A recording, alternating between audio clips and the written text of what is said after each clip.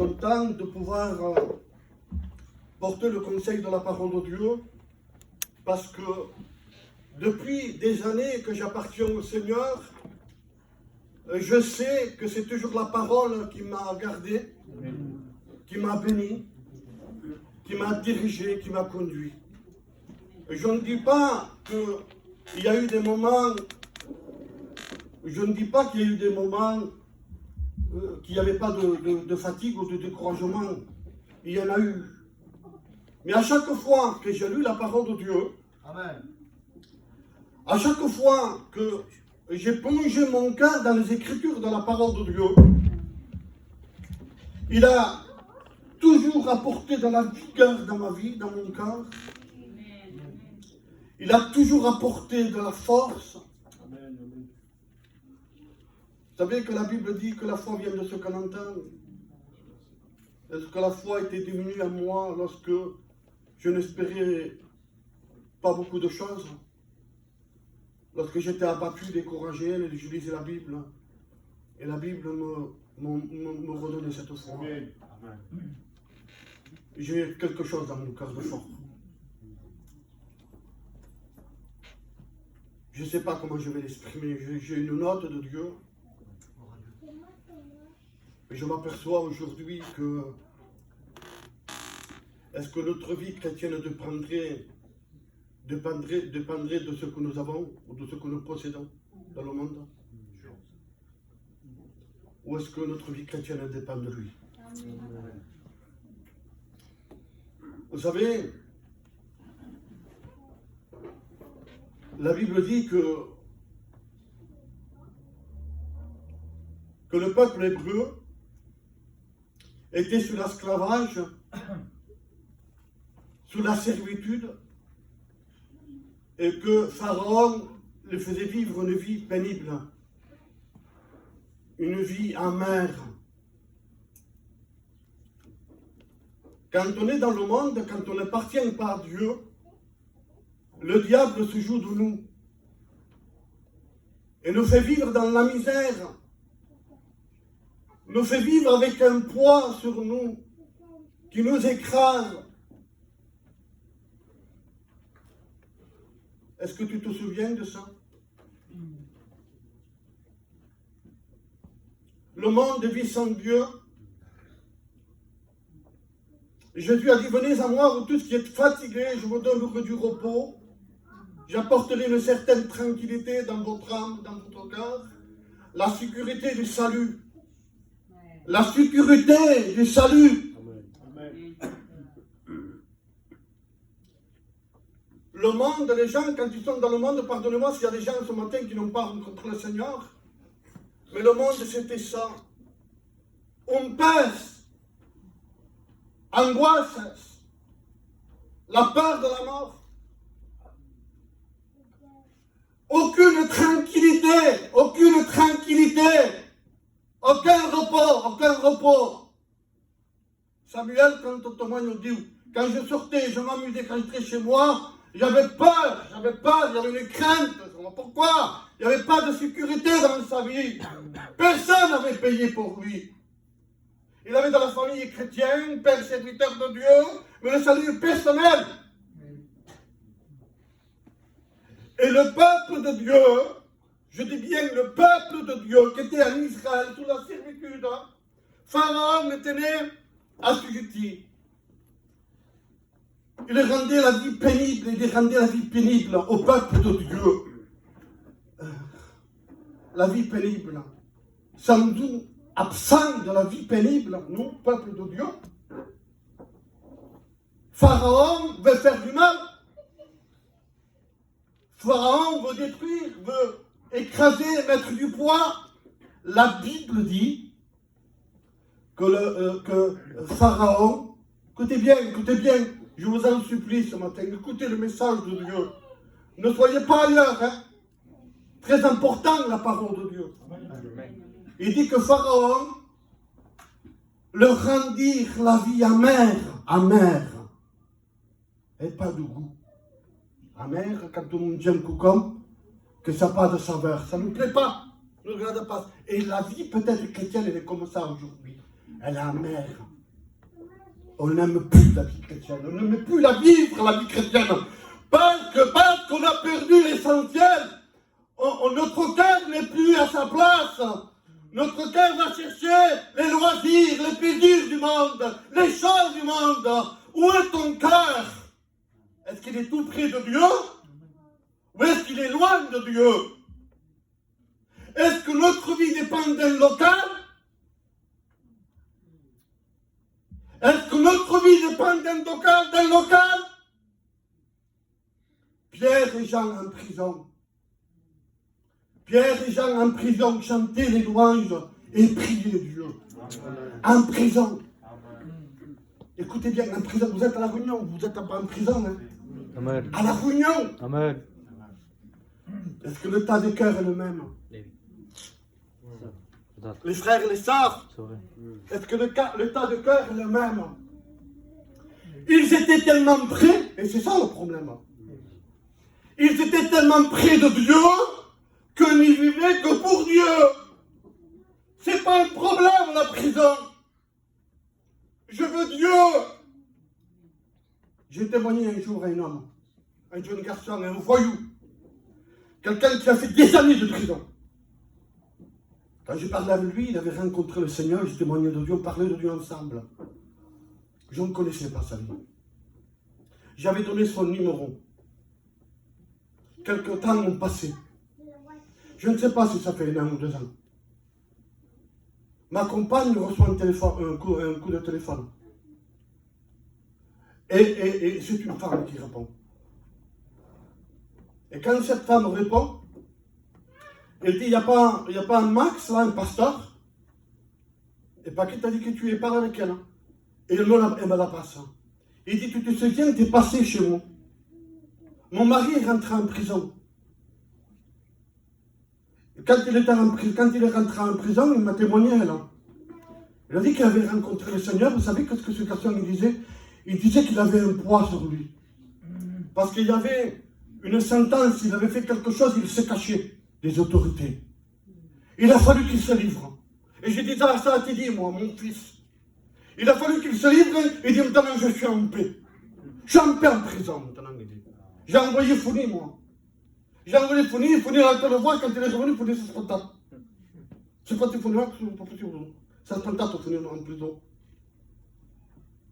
Et tu dis, mais tu sais, maman, quand on est en prison, je ne dis pas qu'il faut rentrer en prison ou des situations.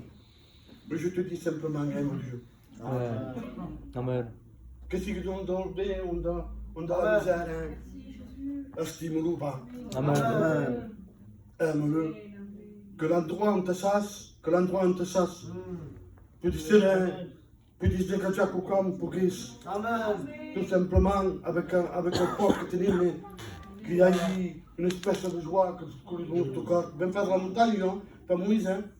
Comment vous êtes ce sont? Avec des hauts et des bas. Mais que ça découle autour de nous.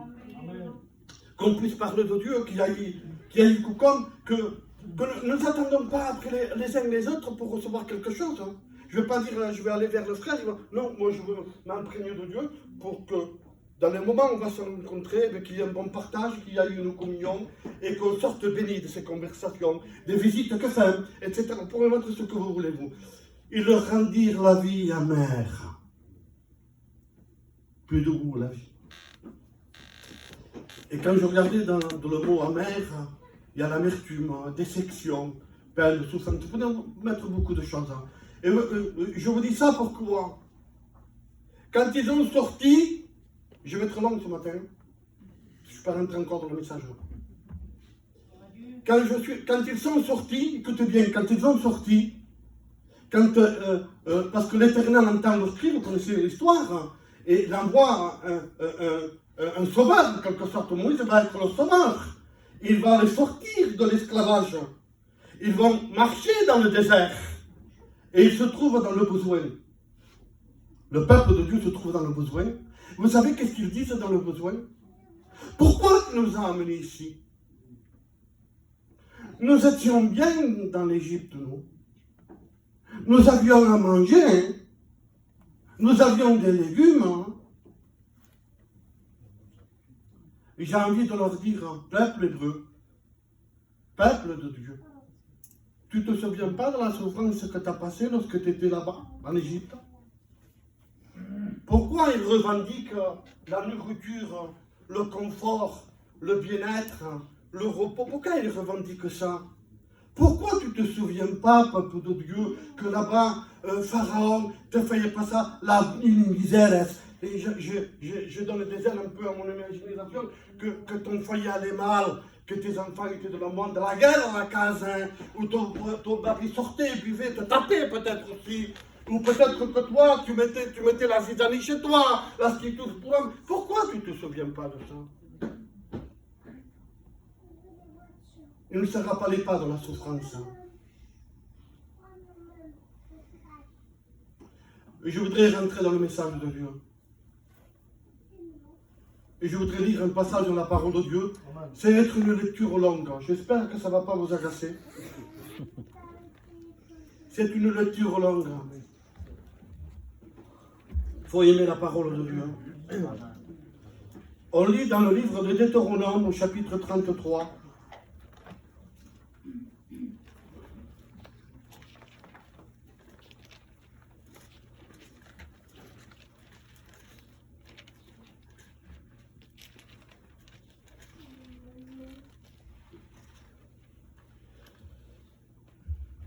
Voici la bénédiction par laquelle Moïse, homme de Dieu, bénit les enfants d'Israël avant sa mort.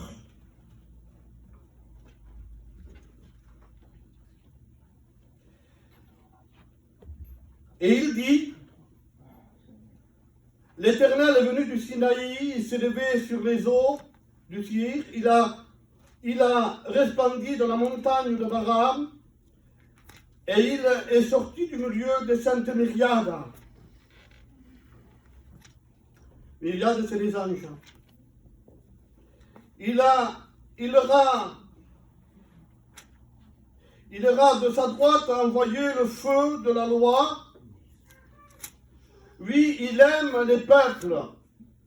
Tous ces saints sont dans ta main. Ils sont tenus à tes pieds. Ils se sont tenus à tes pieds. Ils ont reçu des paroles de Moïse. Il nous a donné la loi, l'héritage de l'assemblée de Jacob. Il était roi en Israël, quand s'assemblaient les chefs du peuple et les tribus d'Israël. Je voudrais vous parler de quelques tribus d'Israël et en sortir de chaque tribu un mot. Parce que les paragraphes, la lecture est trop longue.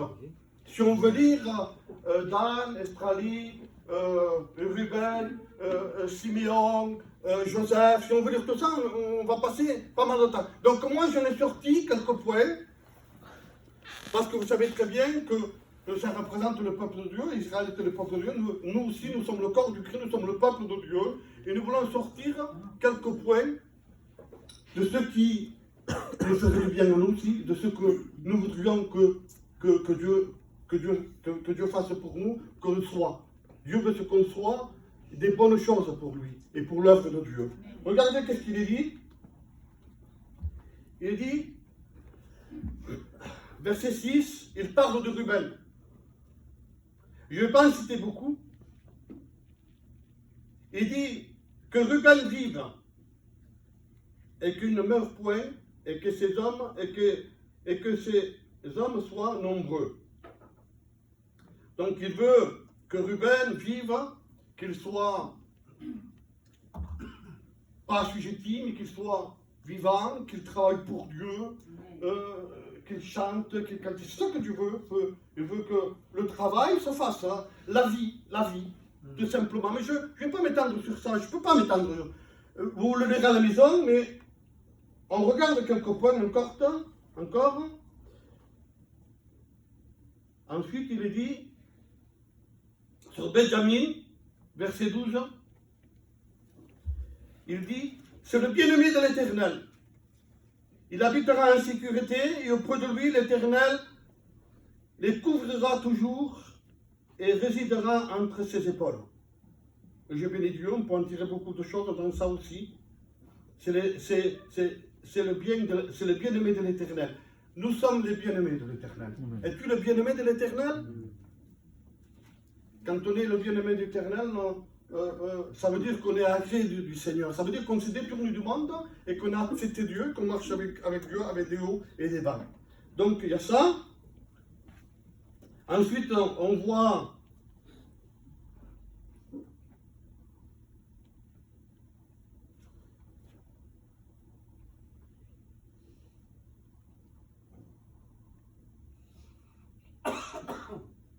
il y a plusieurs noms des tribus d'Israël, mais je vais aller à l'essentiel. On parle de Joseph, il parle de la terre, que la terre te produira, de l'abondance, etc., etc. Et il faut que nous aussi, dans notre cœur, cette terre, parce que la parole de Dieu dit tomber dans la bonne terre, elle produit du fruit. Donc il faut aussi produire du fruit. Mais je viens à l'essentiel. On va parler sur la tribu de Lévi. Regardez ce qu'il dit sur la tribu de Lévi. Le Tumim et le Tourim ont été confiés à des hommes saints. Et j'arrêterai là. Quand on lit ça, on ne comprend rien. Qu'est-ce que c'est ça? Mais le Tourim et l'Urim, ce sont des pierres qui étaient posées sur le pectoral des sacrificateurs Aaron.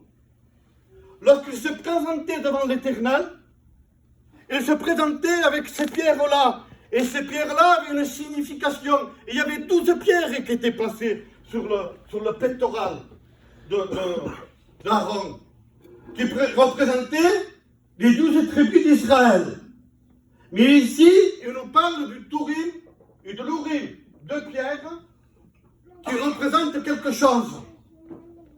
Le Tourim et l'Urim, ce sont la première lettre et la dernière lettre de l'alphabet hébreu.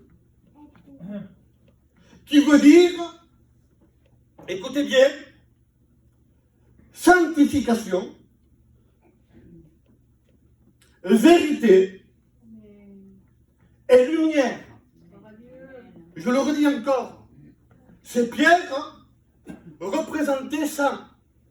Parce que l'alphabet, la première lettre et la dernière lettre de l'alphabet hébreu disent ça. Disent sainteté, sanctification, vérité et lumière. Donc on comprend très bien que lorsque Aaron se présentait devant l'Éternel, il ne pouvait pas se présenter n'importe comment. Quand il dit sanctification, voilà pourquoi lorsque Moïse est monté à la montagne, qu'il a dit ôte les souliers de tes pieds, parce que l'endroit où tu te trouves est un lieu saint. On ne se présentait pas n'importe comment devant Dieu. On le lit ensemble pour que vous compreniez. Alors je crois que ça se trouve dans le livre de...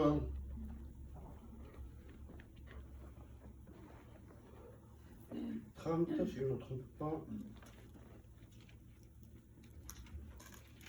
28-30. Non, Exode. Exode 28-30 pour confirmer ce que je dis. Tu joindras au pectoral du jugement l'Urim et le Tourim.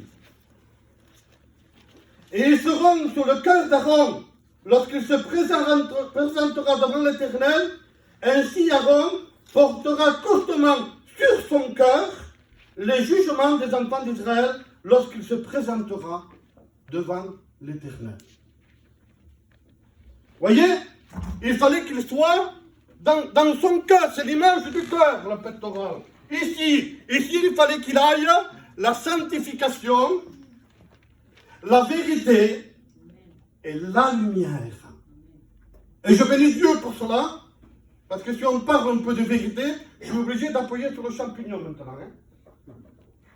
Parce que j'ai vu la vie chrétienne de certaines personnes, je ne suis pas là pour juger, mais peut-être pas ici, mais je le dis quand même. Avons-nous la vérité au fond de notre cœur?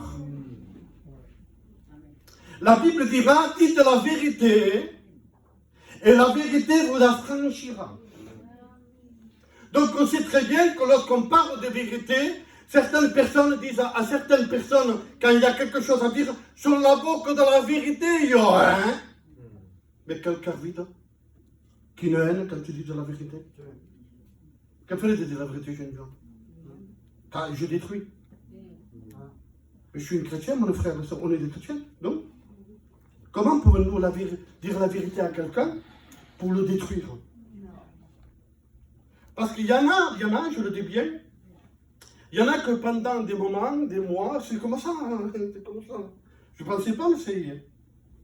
Des mois, ils ont des différends avec des gens, les gens sont tellement méchants, des fois méprisants, tout ça, qu'ils veulent dire des vérités, non pas pour la Bible, pour arranger sa vie, mais pour le détruire. C'est le même comportement que les pharisiens. Ils avaient que Dieu à la bouche. Ah, pour être tout, ça parlait de Dieu. Hein. Ça connaissait les commandements. Quand Jésus faisait un bien, il n'était pas permis de faire un bien, toi, le jour du sabbat. Ils ne voulaient pas. Pourquoi? Parce que dans leur cœur, il n'y avait pas cette vérité pour Dieu. Et on peut se souvenir d'un certain personnage, d'un certain couple. Ananias et Saphira. On voulu faire comme les disciples, comme les gens, comme les chrétiens qui vendaient leur terrain, leur maison, pour apporter de l'argent aux disciples, pour faire naber l'œuvre de Dieu, pour que ça avance. Mais ils avaient retenu une part des biens. On n'avait rien demandé. Et Pierre, l'homme de Dieu, va voir la situation de cet homme. Et ce qui m'a interpellé, qui va poser la question à cet homme, à quel prix as-tu vendu le terrain, et qu'il va mentir. Je demande pardon mille fois les frères, les sœurs, je ne dis pas qu'ici c'est comme ça, mais on vit des temps particuliers aujourd'hui. J'ai vu des gens qui mentent comme les gens du monde. C'est pour ça que ça ne prospère pas. Eh oui. Eh oui, eh oui, parce que après, Aaron devait se présenter devant l'Éternel, les frères. Aurait-il changé le temps d'avant et le temps d'aujourd'hui quand on se présente devant Dieu? Vous comprenez très bien que si le mensonge est là, dans notre cœur, qu'on se présente devant l'Éternel, vous croyez que Dieu va nous entendre? Est-ce que vous croyez plutôt qu'il ne faut pas arranger notre vie, être un peu plus vrai, ça sera plus difficile des fois, il y aura plus de combats, et ce sera je ne sais pas, dur peut-être. Mais quand les Hébreux ont dit à Moïse, on dit ça à Moïse, on dit, tu nous as amenés ici dans ce lieu pour nous faire mourir, alors que là-bas, nous en Égypte, il y avait tout ce qu'il fallait. Ben, je vais vous dire quelque chose. Il vaut mieux finir en paix avec Dieu. Pas le musulman, hein, la vie chrétienne.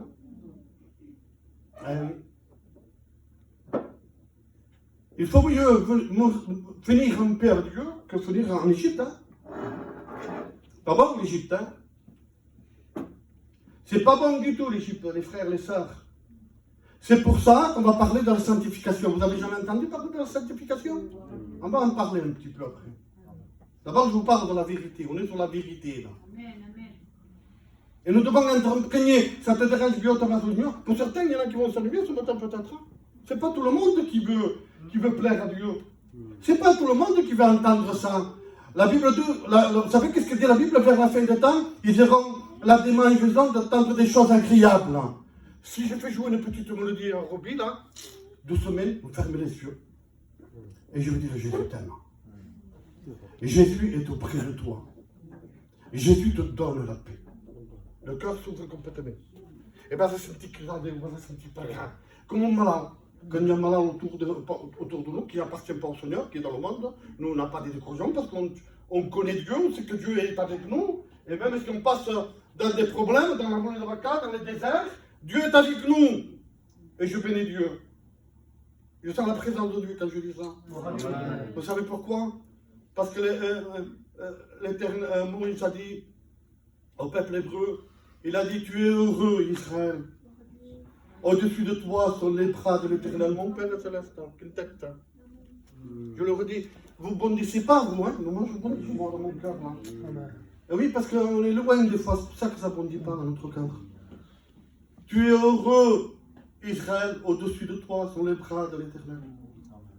Et dans un texte de la parole de Dieu, il dit comme ceci, si tu es dans ma main, qui te ravira de ma main? Si tu es dans ma main. Quand est-ce qu'on sort de la main de Dieu? Quand il n'y a plus de vérité en nous. Quand il n'y a plus de sanctification. Quand on ne brille plus. Quand il n'y a plus de lumière. Que les ténèbres viennent. Parce que quand il n'y a plus la lumière, les ténèbres, j'en parlerai après. Je reste sur ce foyer. Le mari a dit ça. Vous savez le texte qui dit? Qu'est-ce qu'il dit dans le livre des Actes au chapitre 5? Mais comment t'as fait, en quelque sorte, hein? Je le dis comme ça, moi. Comment que tu as un dessein comme ça dans ton cœur? Quel est le dessein de ton cœur?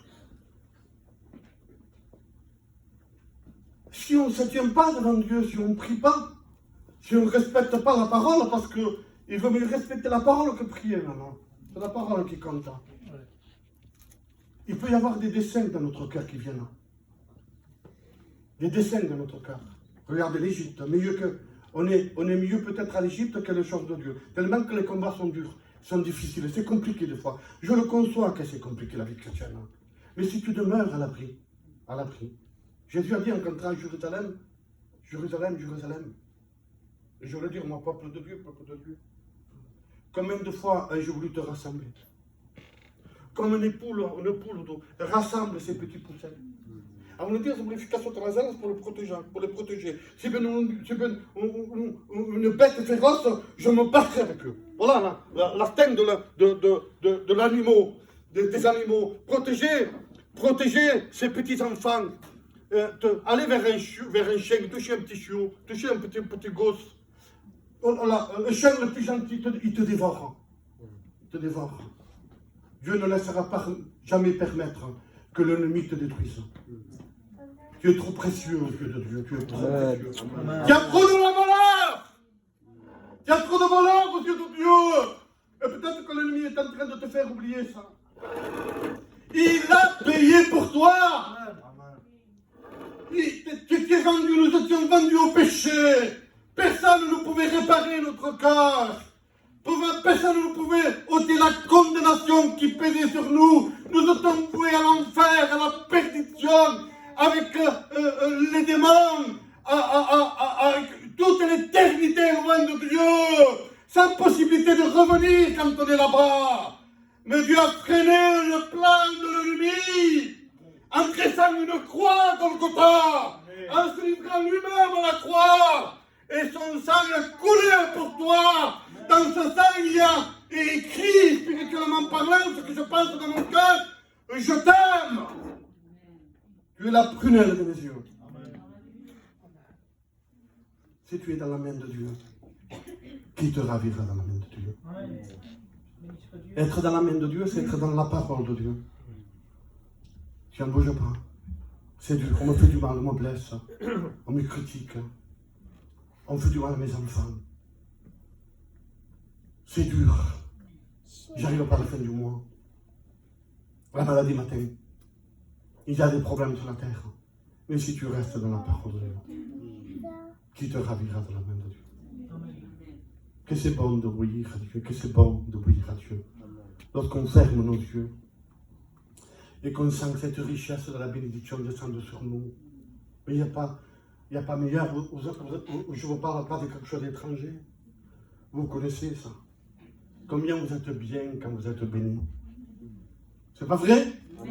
Combien vous êtes bien quand vous êtes béni? Combien vous êtes fiers de vous quand vous avez fait quelque chose pour le Seigneur? Lorsque vous avez témoigné, lorsque ça fait ton bien fait, lorsque tu as donné une pièce, je ne sais pas moi, lorsque tu as chanté un cantique, quand l'église a été bénie, quand tu pries, que tu sens que Dieu se sert de toi, combien tu es heureux dans ton cœur?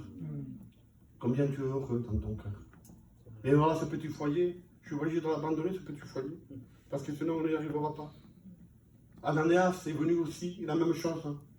Et la Bible dit que tous les deux sont tombés. C'est-à-dire qu'ils sont morts, présents. Et les gens qui étaient là étaient stupéfiés. Il faut que nous, les expériences des mauvaises personnes, soient pour nous une méthode pour aller mieux. Et un encouragement pour aller mieux. Ne pas faire comme les autres. Ce sont de mauvais exemples que je vous ai cités là. Ce ne sont pas des bons ensembles. C'est de mauvais exemples pour nous. Et malheureusement, il y en a des mauvais exemples. Mais nous ne voulons pas porter nos regards sur ce qui est mauvais, nous. Nous portons nos regards sur ce qui est bon. Amen. Sur des frères et des sœurs fidèles qui marchent avec Dieu. Le Tourim et l'Urim étaient posés sur le pectoral des sacrificateurs, comme Aaron. Il se présentait devant Dieu, il intercédait, lui, écoutez bien, il intercédait pour le peuple, c'est marqué, on l'a lu, hein, pour le peuple. Donc s'il fallait ça, est-ce que vous croyez que nous, on n'en a pas besoin pour intercéder pour nos enfants, pour nos foyers, pour nos familles, pour ta compagne qui n'est pas chrétienne, ton compagnon ou tes enfants? S'il n'y a pas de vérité en nous, s'il n'y a pas de sanctification en nous, et s'il n'y a pas de lumière en nous, on va parler dans la lumière, eh bien, on ne sentira pas la bénédiction venir. Le ciel sera fermé. Je vous le promets, nous ne jouons pas avec le péché. Ah, on pourra apparaître autour de nous en chantant, en prêchant, Marc en prêchant. Mais si je ne reviens pas à Dieu de ma mauvaise condition, le ciel restera fermé. Vous croyez que c'est un amusement ce que Jésus a fait à la croix? C'est du sérieux la vie chrétienne. Et si on se trouve mal aujourd'hui, qu'on est mal dans notre cœur, si on ne réussit pas, s'il n'y a pas de progrès dans notre vie, c'est parce qu'on a négligé l'essentiel, c'est de recevoir la parole de Dieu et de la mettre en pratique. En pratique. Je dis souvent, moi, que le plus important, c'est de retenir ce que Dieu dit à travers la parole de Dieu chez nous. Qu'on ne soit pas un sac percé. Ma fapoche, combien de réunions ici? Combien de messages avec Isaac, avec Michael, avec tous les hommes de Dieu, parce que c'est des hommes de Dieu, il y en a eu qui ont annoncé. Ah, combien on était bénis, on s'est régalé, on sentait la joie. Combien de temps ça a duré ça? La vie chrétienne ne consiste pas simplement à se réjouir dans un local. Amen. Je le redis encore, les frères et sœurs. Je ne sais pas si vous avez le même enseignement que moi, mais je pense que vous avez compris quand même. Amen. Le bonheur, c'est Jésus. Amen. Vous le comprenez, ça, que le bonheur, c'est Jésus? On attend les fêtes. On attend les fêtes, on attend à manger. Vous savez que vous avez vu ce qu'on fait pour manger? Pour la nourriture, ce qu'on fait, nous? On achète, merci Seigneur, hein, que Dieu soit béni pour ça. Qu'on peut manger, on se fait mieux. Merci Seigneur, mais je veux dire, quand même, on y met notre cœur dans ça. Même on voit un couteau de ce qu'il propose. Hein. Même les sœurs mettent la belle nappe, les beaux plats, sortent un bel bébé pour accompagner tout. On y met notre cœur. Je ne sais pas si je peux dire ça. Je demande pardon, les frères et sœurs, je ne voudrais pas être dur ce matin.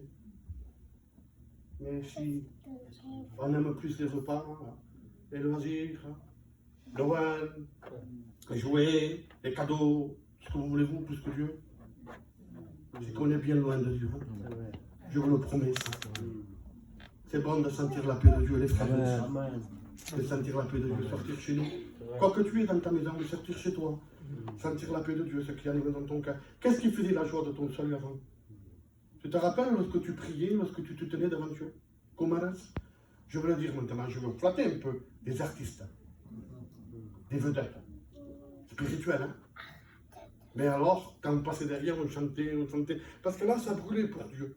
Et les deux disciples de Maïs, quand ils parlaient avec Jésus, ils disent, notre cœur ne brûlait-il pas quand il s'entretenait avec nous? Et peut-être que tu n'entends plus la voix de Dieu, je ne sais pas, tu es tellement loin des fois que tu n'entends plus. Donc, je vous ai parlé de la vérité, et je voudrais vous parler un peu. On va parler de la lumière.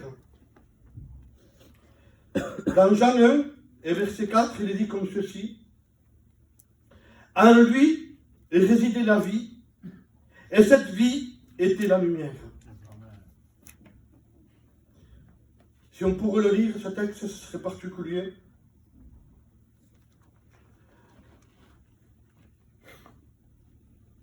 J'ai marqué la lumière est la première création de Dieu. fait la première création. Dieu sépara la lumière d'avec les ténèbres. Eh oui. Quand on lit ça, en lui résidait la vie, et cette vie était la lumière. C'est indissociable, je pense bien. On le verra. À la création, Dieu sépara la lumière d'avec les ténèbres. On sait très bien qu'à la lumière, que nous sommes fils de lumière, nous. Hein? Nous sommes la lumière du monde aussi. Il n'y a aucune ténèbre à nous. Le péché, c'est les ténèbres. Donc Dieu a voulu séparer la lumière d'avec les ténèbres. Ce n'était pas compatible. Ça ne peut pas marcher. On ne peut pas se présenter devant Dieu comme ça. Mais Dieu fait les choses en merveille, les frères et les sœurs. Pourquoi il a séparé la lumière d'avec les ténèbres?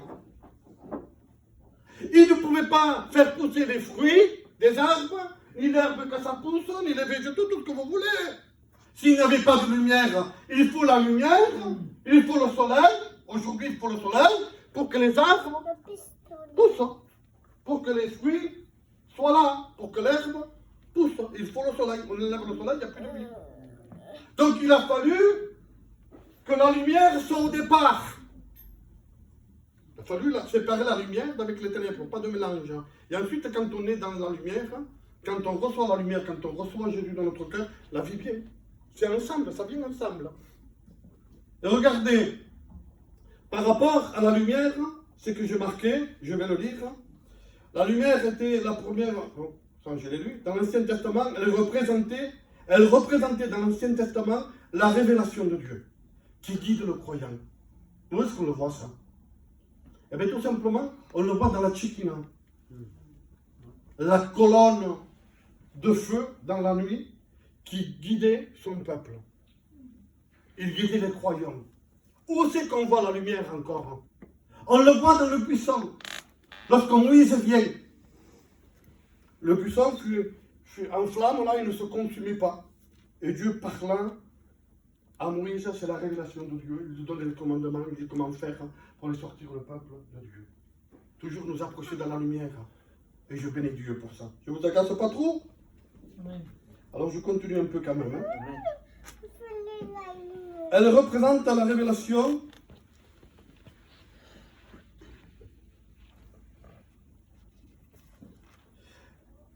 elle nous apprend à conduire notre vie, la lumière. Vous savez qu'est-ce qu'il écrit dans la parole de Dieu? Ta parole est une lampe à mes pieds et une lumière sur mon chantier. Elle m'apprend à me conduire à la parole de Dieu. Si j'ai fait des erreurs, lorsque je vois dans ma Bible, que ma Bible me dit, c'est pas comme ça, Max. C'est comme ça. C'est ma lumière, ça. Sinon, comment je vais faire pour me conduire? Lorsque je critique, lorsque il y a cette loi de l'entendement de la chair, parce que la chair, elle ne se soumet pas à Dieu, elle est incapable d'obéir à Dieu et en combat avec l'esprit, je pense bien. Eh bien, si je ne suis pas rempli de Dieu, si je ne suis pas béni de Dieu, eh bien, je ne verrai rien, je ne verrai rien dans ma marche. Que c'est les ténèbres, c'est la chair qui va me conduire. Mais si je suis béni, et que je suis rempli de l'esprit, que je lis la parole de Dieu, à ma marche, parce que sa parole est une lampe à mes pieds, je pourrai voir les obstacles. Et je pourrai les éviter, ces obstacles. Parce que je suis éclairé. Quand je parle des pieds, nous sommes le corps du Christ. Hein. Nos pieds ne sont pas pour faire des coups de pied aux autres. Je le redis encore. Nos pieds ne sont pas pour faire des coups de pied aux autres. Amen. La Bible dira qu'ils sont beaux les pieds de ceux qui annoncent l'évangile. Un chrétien, tu peux appeler à prêcher, mais apporter une parole de Dieu, un mot de Dieu, à être conduit par l'Esprit de Dieu. Je bénis Dieu pour ça. Je voudrais vous parler, maintenant je vais arrêter un petit peu avec ça, et vous parler de la sanctification. Je vous ai parlé de vérité, parce qu'il faut avoir la vérité dans notre cœur. Je vous ai parlé de lumière, parce que nous sommes la lumière du monde aussi. Hein. Jésus a dit, je suis la lumière du monde, et celui qui me suit ne marchera pas dans les ténèbres, mais il aura la lumière de la vie. la lumière de la vie. Vous voyez, c'est compatible. Lumière et vie, c'est compatible. Hein, parce qu'il est la lumière aussi. Et nous devons briller aussi. Nous devons briller aussi. Nous devons être de lumière. Parce que, vous savez ce que ça veut dire, chrétien et Christ. Tel il est, tel nous serons. Nous voulons ressembler à notre Sauveur. Avoir le caractère de Jésus. Amen. La conduite de Jésus, le parler de Jésus. La façon de faire de Jésus. Et je parle sur la sanctification et ensuite on arrête. Hein, parce que je sais que je suis long, mais je suis obligé de le dire. Amen. Je veux dire quelques mots, je ne m'étendrai pas sur la sanctification. Sanctification, processus par lequel une personne se consacre à Dieu et refuse le péché dans sa vie par la grâce de Dieu. Amen. Se mettre à part, sanctification dit ça, se mettre à part, se garder du mal. Amen. Merci Seigneur.